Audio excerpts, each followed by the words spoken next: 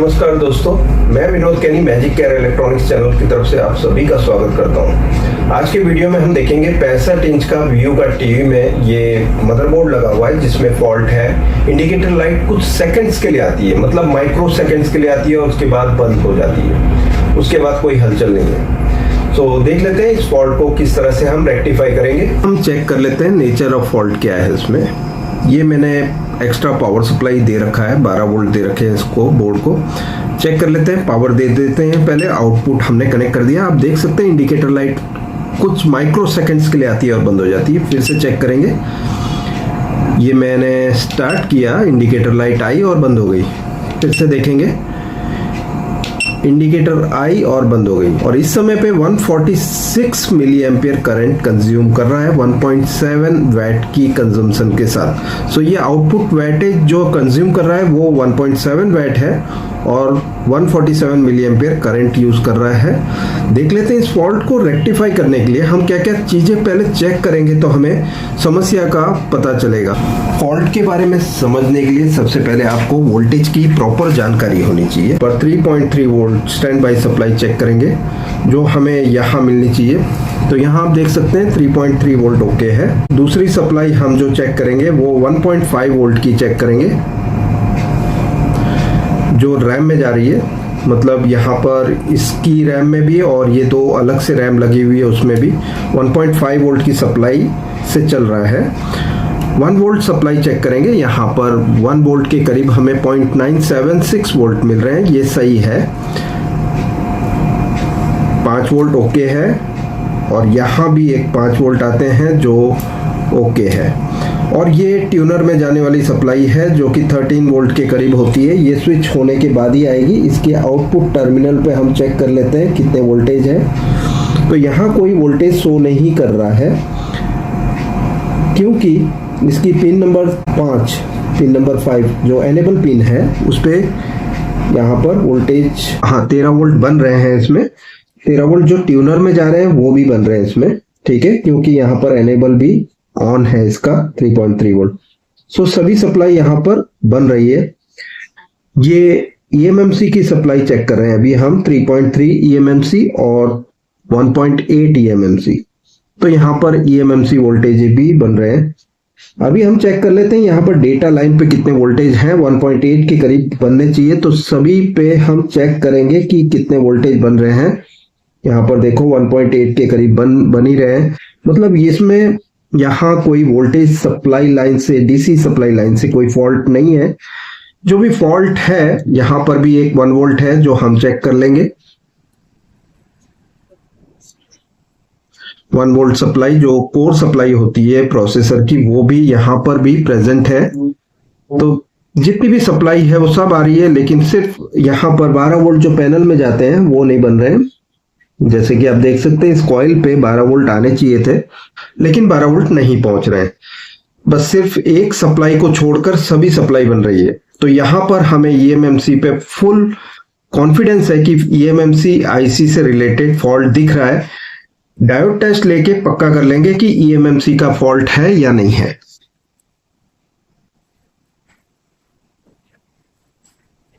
अभी हम पावर बंद करके, ठीक है, पावर बंद करके हम यहाँ पर चेक करेंगे कि डायोड टेस्ट में अभी इसकी क्या बता रहा है।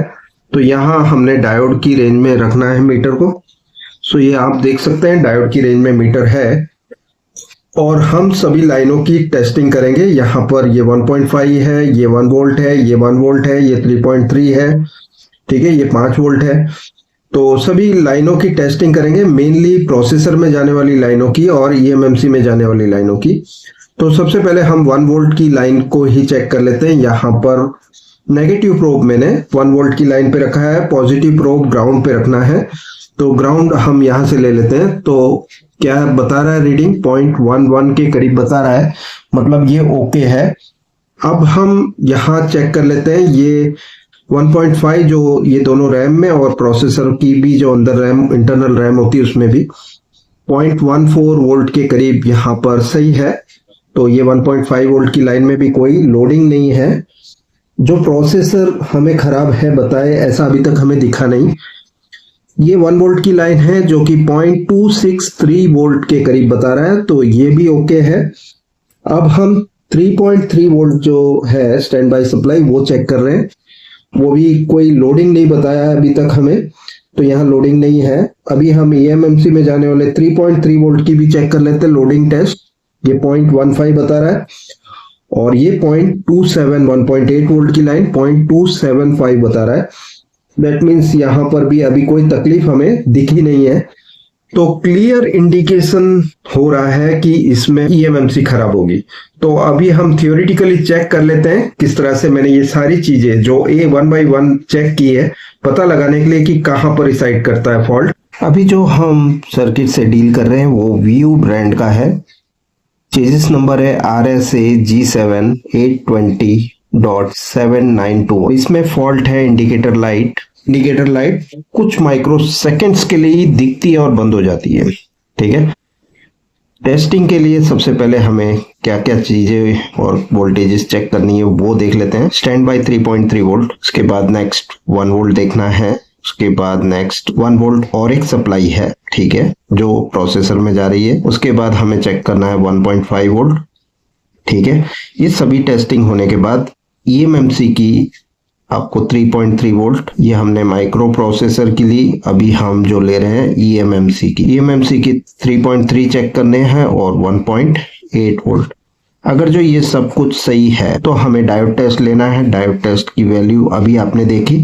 डायोड टेस्ट में पास होने के बाद आपको प्रोसेसर आपका यहाँ पर पक्का हो जाएगा कि प्रोसेसर ओके है, क्योंकि हमने लोडिंग टेस्ट ले लिया होता है डायोड टेस्ट से। इसके बाद हमें ईएमएमसी की डेटा को चेक करना होता है, क्योंकि majority of fault eMMC data या ईएमएमसी आईसी रिलेटेड होता है। ठीक है, तो हम इसमें ईएमएमसी आईसी में डेटा 0 to डेटा 7 की डायोड टेस्ट लेंगे, उसमें भी पास हो जाएगा तो फिर आपको सॉफ्टवेयर रिलेटेड प्रॉब्लम इसमें होगा। तो अभी हमने फाइंड आउट किया कि इसमें सॉफ्टवेयर रिलेटेड प्रॉब्लम है। ठीक है, तो इसके लिए आज हम ट्रेडिशनल तरीके से कुछ हटकर हम यहाँ पर ये यूएफआई बॉक्स का ये अडेप्टर लेंगे, जिससे वायरिंग करके हम बिना आईसी निकाले भी उसे ठीक भी कर सकते हैं और उसके साथ साथ उसमें डेटा डाल भी सकते हैं। तो किस तरह से इसकी वायरिंग होगी वो देख लेते हैं। सबसे पहले हम देख लेते हैं यहाँ पर क्या क्या कनेक्शंस हैं। डेटा 0 फर्स्ट पिन है, CMD second pin, third pin है क्लॉक, फोर्थ पिन है ग्राउंड, फिफ्थ पिन है VCCQ और छठी पिन है VCC। और ये सभी वायरिंग जो है आपको मदरबोर्ड के साथ करनी है ईएमएमसी में जाने वाली जगह पर। ठीक है, तो ईएमएमसी पिन आउट को पता लगाने के लिए सबसे बेस्ट आपको तरीका है यहाँ पर कोलकाता की ट्रेनिंग 20 से 22 फरवरी 2026 को है। अहमदाबाद की वर्कशॉप ये है 1 दिसंबर 2025 से स्टार्ट होगी। 5 दिन की वर्कशॉप है, मतलब 1 से 5 तारीख तक ये वर्कशॉप ट्रेनिंग रहेगी। सीट बुकिंग करनी होगी आपको। सीट जल्दी से अहमदाबाद की फुल हो रही है तो जल्दी बुकिंग कर लीजिए, इससे पहले कि देर हो जाए।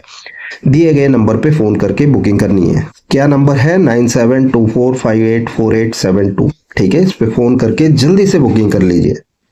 तो अभी हम रुके हैं ईएमएमसी की। ठीक है, तो ईएमएमसी की हम आज आईएसपी वायरिंग से फाइंड आउट करेंगे। आईएसपी वायरिंग ये क्या है? Data 0, CMD, CLK, VCC, VCCQ और ग्राउंड। ठीक है, ये सारी वायरें हम मदरबोर्ड के साथ कनेक्ट करेंगे। ठीक है, 1.8 वोल्ट के साथ कनेक्शन जो ईएमएमसी में जा रहा है, 3.3 के साथ कनेक्शन, ये भी ईएमएमसी में से निकलने वाले वोल्टेज, मतलब ईएमएमसी के ऊपर कनेक्टेड वोल्टेज पे ही चेक करना है ये सब कुछ। 1.8, 3.3 वो जो जा रहा है ईएमएमसी में उसी जगह पे तार लगेगी बाहर पर। आपको चेक करना होता है पिन आउट कहां पर निकल रही है वो सब।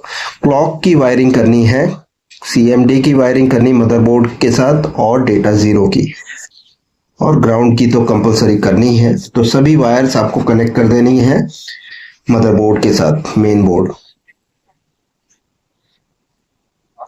ठीक है, ये है अडेप्टर जो यूएफआई बॉक्स का यूज कर रहे हैं हम अभी। तो अभी चेक कर लेते हैं वायरिंग कैसे करेंगे हम।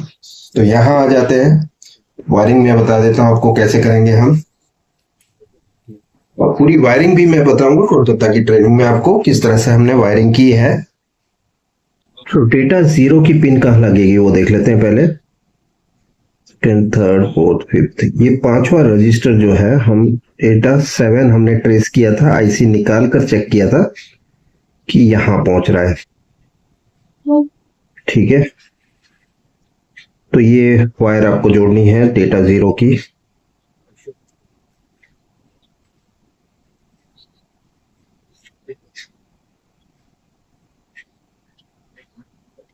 ओके, इसके बाद फिर आपको सीएमडी पॉइंट ज्वाइंट करना है। आप देख लेते हैं सीएमडी हम कहाँ ज्वाइंट करेंगे।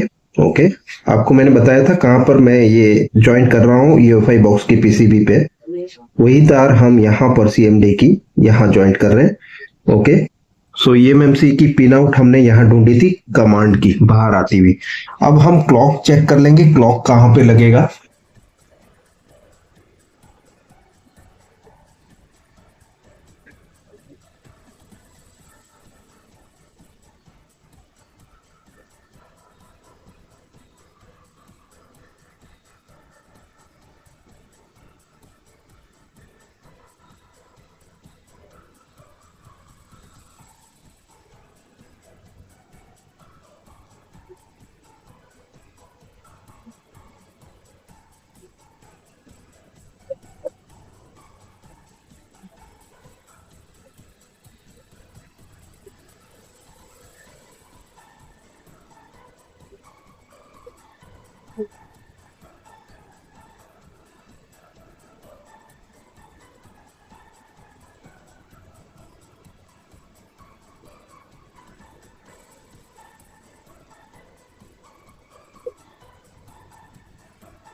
ट्रेनिंग में बताऊंगा आपको कि हमने अभी कनेक्शन निकाल के क्यों काम किया है, डायरेक्टली बोर्ड को इसकी यहाँ पर ही केबल लगा के ही क्यों नहीं किया। वो सब कुछ जो सावधानियां रखनी होती है बोर्ड के साथ, वो सब कुछ मैं आपको बताऊंगा। तो यहाँ पर हमने क्रिस्टल की दोनों पिनों को ग्राउंड कर दिया है, जैसे कि आप देख सकते हैं यहाँ पर दोनों पीएफ जो है C81 और C82, ये दोनों को मैंने आपस में शॉर्ट करके दूसरा जो एंड है वायर का उसे ग्राउंड कर दिया है। दोनों में से कोई भी पीएफ की दूसरी एंड को आप यहां जोड़ सकते हैं। ये ग्राउंड रजिस्टर है, दोनों क्रिस्टल की ऊपर एक पिन कनेक्टेड है और दूसरी ग्राउंड पर है, दोनों कैपेसिटर्स पीएफ की। सीपीयू को ऑन कर लेते हैं। तो अभी हम यूएफआई बॉक्स के साथ सीपीयू का कनेक्शन कर रहे हैं। तो ये आप देख सकते हैं इंडिकेटर लाइट आ गई है इसके ऊपर, मतलब इसका जो कनेक्शन है वो जुड़ चुका है और हमने डायरेक्ट ईएमएमसी आईएसपी को सिलेक्ट कर लिया है। ठीक है, तो यहाँ पर ये सभी वायर्स जो हैं data 0, command, clock, ground, VCC-Q और वीसीसी हमने ज्वाइंट कर दिया है। इसके बाद हम अब आइडेंटिफाई करेंगे ईएमएमसी को। यहाँ पर कुछ सेटिंग कर लेते हैं, 3.3 वीसीसी, 2.8 वीसीसी-क्यू या 1.8 ही रखेंगे तो बेटर रहेगा, सेफर साइड में रहेगा। यहाँ पर 48 मेगाहर्ट्ज की क्लॉक स्पीड मैक्सिमम स्पीड ले लेंगे और 4 बिट की बस विड्थ। ओके, और सेटिंग में मैंने जैसे कि आपको पहले ही बताया, ये यूज एंटीएफएस कंप्रेशन फॉर बैकअप ये बंद रखना है। ठीक है, तो हमने बंद रखा हुआ है। और एक चीज कर लेते हैं, इसमें सेटिंग में जाके इंसर्शन टेस्ट जो है वो नहीं करेगा, तो हम क्या करते हैं, इसे ऑटो ही रखते हैं। ठीक है, और हम देखेंगे इसके बाद कि बाय डिफॉल्ट यूएफआई बॉक्स ने क्या लिया, क्लॉक स्पीड को भी ऑटो रखेंगे और बस विड्थ को भी ऑटो रखेंगे। आइडेंटिफाई करते हैं आईसी को। सो यहां आप देख सकते हैं कि कनेक्शन एस्टेब्लिश हुआ है और हमारी जो स्पीड है मैक्सिमम स्पीड यहाँ पर वो 4 मेगाहर्ट्ज की है। तो अभी अल्टर करके देख लेते हैं, यहाँ पर हम 12 मेगाहर्ट्ज लेके देख लेते हैं, आइडेंटिफाई करेंगे। 12 मेगाहर्ट्ज पे भी काम कर रहा है, तो मैक्सिमम कितना तक काम करेगा वो देखेंगे हम। अब प्रॉब्लम थी वो क्या थी, इसकी जो बर्स्ट विड्थ है हमने 4 बिट लिया था, उसकी जगह पे 1 बिट रखना है। अगर जो मैं अभी 1 बिट करके भी अगर जो आइडेंटिफाई करता हूं तो ये आइडेंटिफाई कर लेगा। यहाँ पर आप देख सकते हैं 1 बिट पे भी आइडेंटिफाई हो गया है। तो यहाँ बाय डिफॉल्ट 1 बीट रखना है आपको, बाकी सारी सेटिंग जो मैंने आपको बताई वो करोगे तो कोई प्रॉब्लम नहीं है। मैक्सिमम स्पीड हमने 48 मेगाहर्ट्ज की रखी हुई है। अभी हम देखेंगे कि इसमें आईसी में कोई दिक्कत है या नहीं, देखने के लिए हेल्थ स्मार्ट रिपोर्ट लेंगे। सो हेल्थ स्मार्ट रिपोर्ट हमें कुछ गड़बड़ बता रहा है आईसी के अंदर। आईसी के अंदर गड़बड़ है, वो है 40 से 50% इसकी डिवाइस लाइफ टाइम दोनों ही, एसएलसी और एमएलसी दोनों खराब है। ये एसएलसी क्या होता है, एमएलसी क्या होता है, ये सब कुछ अहमदाबाद की 1 से 5 दिन की ट्रेनिंग जो दिसंबर 1 को स्टार्ट होने वाली है उसमें आपको मैं बताऊंगा कि ये जो एसएलसी होता है और एमएलसी ये क्या बिलोंग करता है, एमएलसी का क्या है और एसएलसी का क्या है। अभी हमें इतना पक्का हो गया है कि यहाँ पर data failure because of this 50% जो लॉस है इस आईसी के अंदर उसके वजह से है। नैन टेस्ट कर लेंगे यहाँ पर। उससे पहले हम एक काम करते हैं, डेटा रीड कर लेंगे। तो यहाँ ऑटो की जगह पे मैं यहाँ 1 गीगाबाइट की यूजर एरिया डेटा को चूज कर रहा हूं ताकि रीडिंग जितनी होगी 1 जीबी की होगी। तो हम रीड करेंगे। अभी इसको रीड करने के लिए सबसे पहले हमें कहीं पर इसे सेव करना है, तो मैंने यहाँ टेस्ट फोल्डर बना रखा है और सिलेक्ट कर लेंगे यहाँ पर। यहाँ आप देख सकते हैं ये फिर भी फेल्ड बता रहा है। अब देखो हमने हेल्थ स्मार्ट रिपोर्ट से चेक कर लिया था कि इसकी 40 से 50% डिवाइस लाइफ टाइम खराब थी।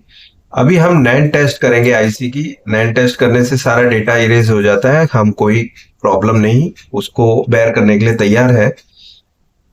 अभी नैन टेस्ट में भी देखो ये फेल हो रहा है, ये आईसी फेल ही हो रही है। मतलब इसका मतलब ये है कि ये आईसी अब काम नहीं करेगी।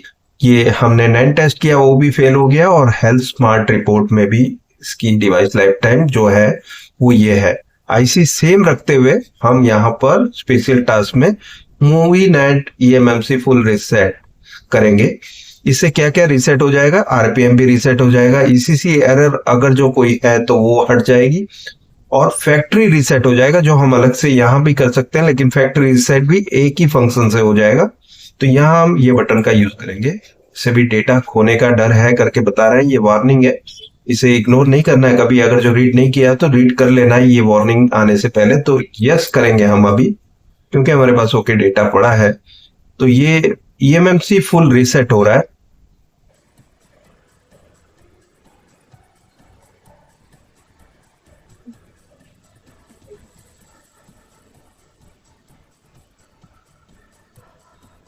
ठीक है, ताकि बाद में अगर जो कुछ गड़बड़ी हो गई तो इसे ठीक किया जा सके। ठीक है, तो यहाँ पे आप देख सकते हैं फर्मवेयर अपडेट हो चुका है, सीआईडी राइट हो चुकी है। तो अभी हम चेक कर लेते हैं क्या अभी हमारी आईसी जो प्रॉब्लम बता रही थी वो अब सही हुई है कि नहीं। पहले हेल्थ स्मार्ट रिपोर्ट लेंगे, आइडेंटिफाई कर लेते हैं पहले ये जो सीआईडी थी इसकी, और पहले सीआईडी और अभी उसमें कोई चेंजेस नहीं है।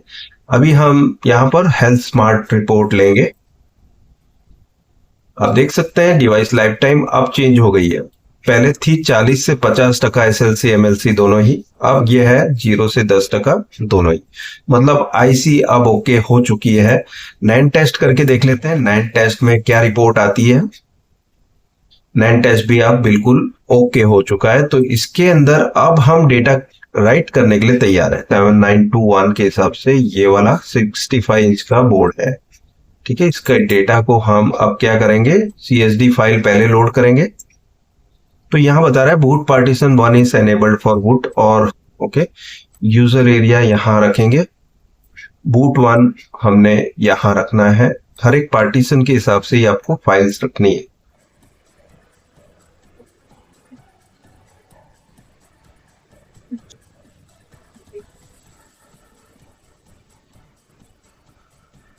दोस्तों आपने देखा कि इंडिकेटर लाइट आके चली जाती थी, उसकी जगह अब ये स्टैंड बाई में आ चुका है पूरी तरह।